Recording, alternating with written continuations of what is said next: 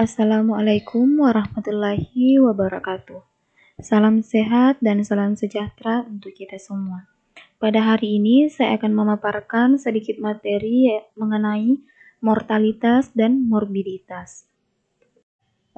Baik, yang pertama kita akan bahas yaitu mortalitas. Nah, apa sih itu mortalitas?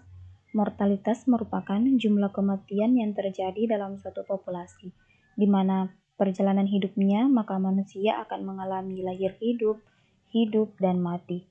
Nah, dalam mortalitas ada 3 konsep keadaan vital. Yang pertama yaitu lahir hidup atau live birth, yang kedua lahir mati atau fatal death, dan yang ketiga itu death. Baiklah, kita akan bahas yang pertama yaitu lahir hidup. Nah, lahir hidup ini merupakan peristiwa hasil konsepsi dari rahim seorang ibu secara lengkap tanpa memandang lamanya kehamilan dan setelah perpisahan tersebut terjadi. Kemudian yang kedua yaitu lahir mati. Lahir mati merupakan peristiwa menghilangnya tanda-tanda kehidupan dari hasil konsepsi sebelum hasil konsepsi tersebut dikeluarkan dari rahim ibunya. Lahir mati ini dibedakan atas 3 kejadian, yaitu stillbirth, keguguran, dan aborsi. Stillbirth di sini maksudnya meninggal tidak dalam kandungan. Kemudian keguguran maksudnya yaitu kehilangan kehamilan saat 20 minggu pertama kehamilan. Dan yang ketiga di sini adalah mati atau death, merupakan keadaan menghilangnya semua tanda-tanda kehidupan secara permanen dan bisa terjadi setiap saat setelah kelahiran hidup. Kemudian yang kedua yaitu peristiwa kematian. Pada peristiwa kematian terdapat 2 peristiwa, yaitu kematian yang terjadi sebelum kelahiran dan kematian yang terjadi setelah kelahiran. Yang mana kematian itu terjadi sebelum kelahiran ini disebut dengan intrauterin. Intrauterin ini terbagi atas 3. Yang pertama yaitu abortus yang terjadi antara 16 sampai 20 minggu. Kemudian yang kedua imatur yang terjadi antara 21 sampai 28 minggu. Kemudian yang ketiga yaitu prematur yang terjadi antara 29 sampai 36 minggu. Kemudian ada kematian setelah kelahiran yang disebut dengan extrauterin. Extrauterin ini terbagi atas 4. Yang pertama yaitu stillbirth, yang kedua neonatal death yang terjadi kurang dari 28 hari. Kemudian yang ketiga itu post neonatal death yang terjadi lebih dari 28 hari sampai 1 tahun. Yang keempat infant mortality yang terjadi kurang dari 1 tahun. Kemudian yaitu penyebab kematian. Penyebab kematian itu ada berbagai macam penyebab, yaitu bisa dengan penyakit menular. Nah, apa sih itu penyakit menular? Penyakit menular umumnya disebabkan oleh mikroorganisme seperti virus, bakteri, parasit, atau jamur. Penyakit menular ini ada 2 macam cara, yaitu langsung dan tidak langsung. Contohnya seperti sifilis, HIV/AIDS, gonore, dan herpes. Penyakit menular ini bisa menyebabkan kematian. Kemudian penyakit degeneratif. Penyakit degeneratif yaitu penyakit yang diturunkan. Contohnya itu seperti diabetes, hipertensi, dan obesitas. Kemudian yang ketiga yaitu kecelakaan. Kecelakaan itu bisa dengan kecelakaan lalu lintas, kecelakaan kerja, dan lain sebagainya. Kemudian yang terakhir itu gaya hidup. Gaya hidup itu bisa bermacam-macam. Gaya hidup itu cenderung ke perilaku yang berisiko seperti mengonsumsi narkoba, kebiasaan merokok, kemudian mengonsumsi alkohol, melakukan seks bebas, kurang olahraga, kemudian makan yang tidak teratur. Itu faktor-faktor gaya hidup yang berisiko dan bisa menyebabkan kematian. Kemudian selanjutnya yaitu morbiditas. Nah, apa sih morbiditas itu?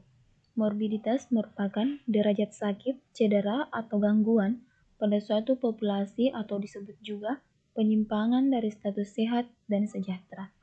Atau keberadaan dari suatu kondisi sakit biasanya dinyatakan dalam angka prevalensi atau insidensi yang umum. Selanjutnya yaitu ukuran morbiditas dan mortalitas. Jadi, pada ukuran mortalitas dan morbiditas ini, dia harus jelas kapan waktu berlakunya ukuran tersebut, kemudian siapa, di sini maksudnya ukuran untuk populasi yang mana, kemudian apa, di sini maksudnya ukuran untuk kejadian apa. Kemudian, di sini terlebih dahulu kita akan membahas ukuran mortalitas. Yang mana pada ukuran mortalitas ini antara lain yang pertama yaitu case fatality rate atau angka kefatalan kasus. Angka kefatalan kasus yaitu perbandingan antara jumlah kematian terhadap penyakit tertentu yang terjadi dalam tahun tertentu dengan jumlah penduduk yang menderita penyakit tersebut pada tahun yang sama. Di sini ada rumusnya, CFR sama dengan P per T dikali K, di mana P sama dengan jumlah kematian terhadap penyakit tertentu, kemudian T yaitu jumlah penduduk yang menderita penyakit tersebut pada tahun yang sama, kemudian dikali K, di mana K yaitu sama dengan konstanta. Berikut ini adalah contoh CFR.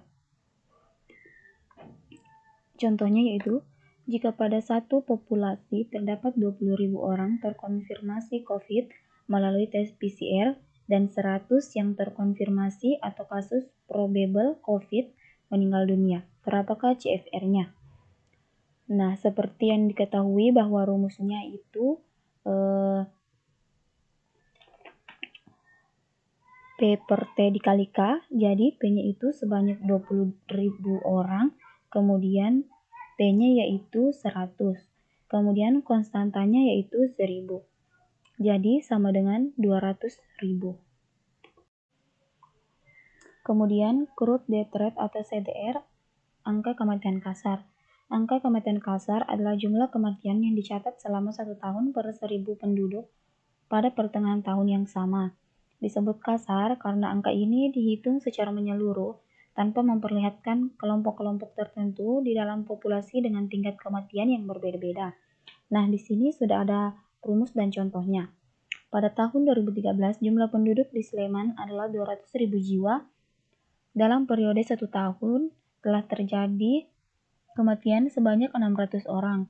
Tentukan angka kematian besarnya di daerah tersebut. Nah, pada jumlah kematian ada sebanyak 600 orang dibagi dengan jumlah penduduk pertengahan tahunnya. Jumlah pertengahan tahunnya itu ada 200.000 jiwa dikali dengan konstantanya. Maka hasilnya itu didapatkan ada 3 orang per 1.000 penduduk. Kemudian yaitu X specific death rate atau angka kematian menurut golongan umur. Angka kematian menurut golongan umur adalah perbandingan antara jumlah kematian yang dicatat selama 1 tahun pada penduduk golongan umur X dengan jumlah penduduk golongan umur X pada pertengahan tahun. Nah, di sini sudah ada rumusnya, yaitu ASDR sama dengan DX per PX dikali K, di mana DX sama dengan jumlah kematian yang dicatat selama 1 tahun pada golongan umur X, sedangkan PX sama dengan jumlah penduduk pada golongan umur X pada pertengahan tahun yang sama. Kemudian dikali K. K itu adalah konstanta. Nah, di sini ada contoh dari ASDR. Contohnya yaitu jumlah penduduk Provinsi A yang berumur 65 sampai 69 tahun adalah 100.000 jiwa. Dalam waktu 1 tahun yang meninggal dunia itu sebanyak 20.000 jiwa. Hitunglah angka kematian khusus menurut kelompok umur di provinsi tersebut. Adapun penyelesaiannya yaitu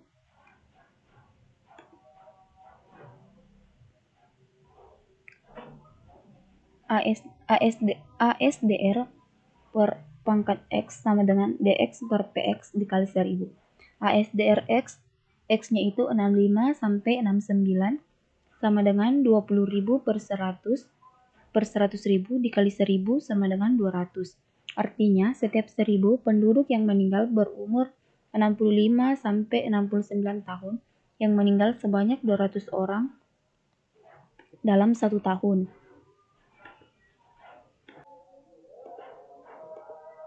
Kemudian, Under 5 Mortality Rate (UFMR) atau angka kematian balita. Angka kematian balita adalah gabungan antara angka kematian bayi dengan angka kematian anak umur 1 sampai 4 tahun, yaitu jumlah kematian balita yang dicatat selama 1 tahun per 1000 penduduk balita pada tahun yang sama. Nah, di sini sudah ada rumusnya, yaitu UFMR sama dengan M per R dikali K, di mana M sama dengan jumlah kematian balita yang dicatat selama 1 tahun, dan R yaitu penduduk balita pada tahun yang sama, kemudian K itu konstanta. Contohnya di sini, pada suatu daerah di tahun tertentu terdapat jumlah kematian balita usia 1 sampai 4 tahun adalah 256.354. Jumlah penduduk balita usia 1 sampai 4 tahun pada tahun yang sama adalah 3.675.234 orang. Tentukan UFMR daerah tersebut. Nah, UFMR sama dengan jumlah kematian balita yang dicatat selama 1 tahun. Nah, di sini jumlah kematian balita yang dicatat selama 1 tahun yaitu sebanyak 256.354 dibagi dengan penduduk balita pada tahun yang sama, yaitu 3.675.234 dikali konstanta. Konstantanya itu sama dengan 1000. Jadi 69,75. Kemudian Neonatal Mortality Rate (NMR) atau angka kematian neonatal.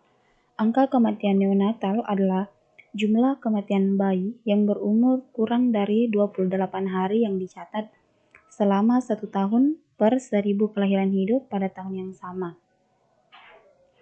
Di sini juga sudah ada rumusnya, yaitu NMR sama dengan DI per B dikali K, di mana DI yaitu jumlah kematian bayi yang berumur kurang dari 28 hari, kemudian B kelahiran hidup pada tahun yang sama, kemudian kali K. K itu konstanta. Perinatal Mortality Rate (PMR) atau angka kematian perinatal. Angka kematian perinatal yaitu jumlah kematian janin yang dilahirkan pada usia kehamilan berumur 28 minggu atau lebih, ditambah kematian bayi yang berumur kurang dari 7 hari yang dicatat dalam 1 tahun per 1000 kelahiran hidup pada tahun yang sama. Untuk rumusnya sudah ada, yaitu PMR sama dengan dalam kurung P tambah M balas kurung dibagi R dikali K, di mana P sama dengan jumlah kematian janin yang dilahirkan pada usia kehamilan berumur 28 minggu, dan M ditambah kematian bayi yang berumur kurang dari 7 hari. Kemudian dibagi R. R itu 1000 kelahiran hidup pada tahun yang sama. Kemudian Infant Mortality Rate (IMR) atau angka kematian bayi. Angka kematian bayi adalah perbandingan jumlah penduduk yang berumur kurang dari 1 tahun yang dicatat selama 1 tahun dengan 1000 kelahiran hidup pada tahun yang sama. Di sini sudah terdapat rumus dan contohnya. Di suatu daerah pada tahun 1970 jumlah kematian bayi sebesar 263.000 orang dan jumlah kelahiran pada tahun tersebut sebesar 1.594.000. Tentukan IMR pada daerah tersebut. IMR sama dengan jumlah penduduk yang berumur kurang dari 1 tahun, yaitu 630 orang dibagi dengan jumlah lahir hidup pada tahun yang sama sebesar 1.594.000 dikali K, maka hasilnya didapatkan 164,99. Kemudian Specific Death Rate.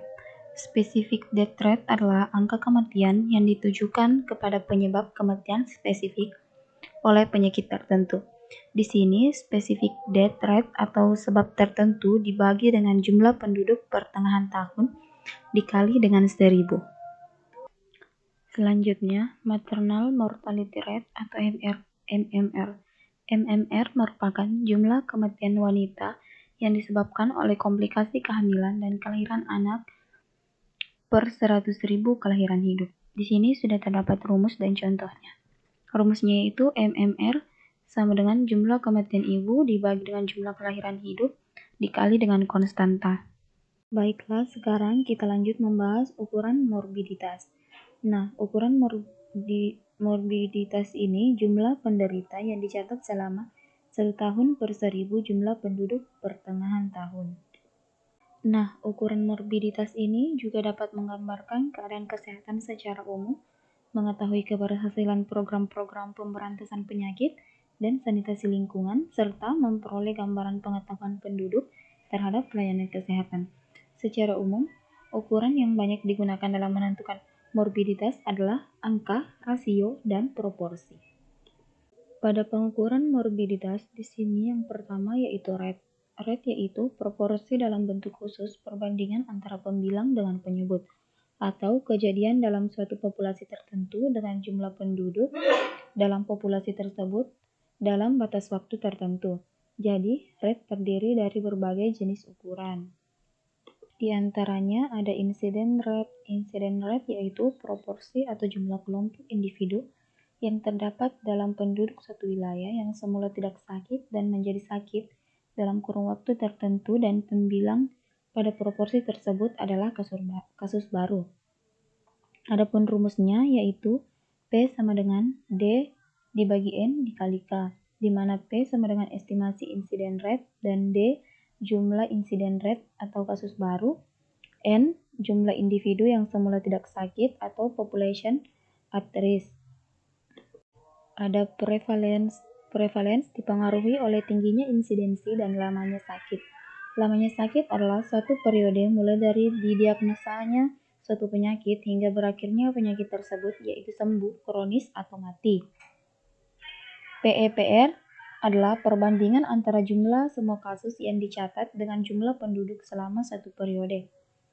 Adapun rumusnya, PEPR sama dengan P per R dikali K. Kemudian ada poin prevalence rate. Nilai prevalensi pada saat pengamatan yaitu perbandingan antara jumlah semua kasus yang dicatat dengan jumlah penduduk pada saat tertentu. Adapun rumusnya, PO/PR sama dengan PO dibagi R dikali K, di mana PO sama dengan perbandingan antara jumlah semua kasus yang dicatat, R sama dengan jumlah penduduk, sedangkan K selama satu periode. Dan ada attack rate. Attack rate yaitu angka insiden yang terjadi dalam waktu yang singkat, atau dengan kata lain, jumlah mereka yang rentan dan terserang penyakit tertentu pada periode tertentu. Yang kedua ada rasio. Rasio di sini adalah nilai relatif yang dihasilkan dari perbandingan dua nilai kuantitatif yang pembilangnya tidak merupakan bagian dari penyebut. Dan yang terakhir yaitu proporsi. Perbandingan dua nilai kuantitatif yang pembilangnya merupakan bagian dari penyebut.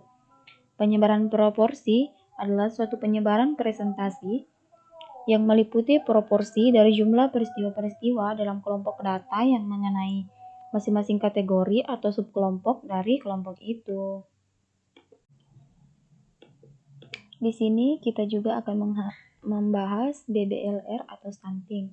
BBLR yaitu bayi berat badan lahir rendah.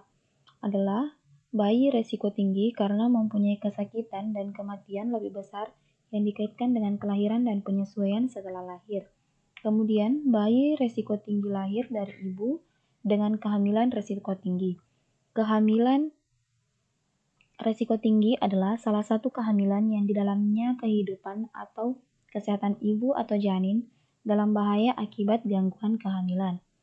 Adapun keadaan yang tergolong dalam kehamilan berisiko tinggi antara lain ketuban pecah, hamil dini, hamil kembar, sesar, adanya tidak kecocokan golongan darah, hipertensi, dan jantung,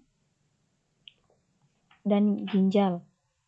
Sedangkan bayi resiko tinggi merupakan bayi yang lahir di umur kehamilan 32-36 minggu disebut bayi prematur, baik ibu yang mengidap diabetes mellitus bayi dengan kejang maupun gangguan nafas. Dan yang terakhir yaitu stunting. Stunting ditemukan memiliki korelasi yang signifikan dengan berbagai masalah kesehatan rongga mulut pada anak melalui pengaruh pemberian makanan dan gizi oleh ibu yang berhubungan dengan pendidikan, perilaku, dan keadaan sosial ekonomi keluarga. Studi Global Burden of Disease pada 2016 memperkirakan bahwa sekitar 3,58 miliar orang di seluruh dunia memiliki masalah kesehatan mulut dengan 486 juta anak menderita karies gigi.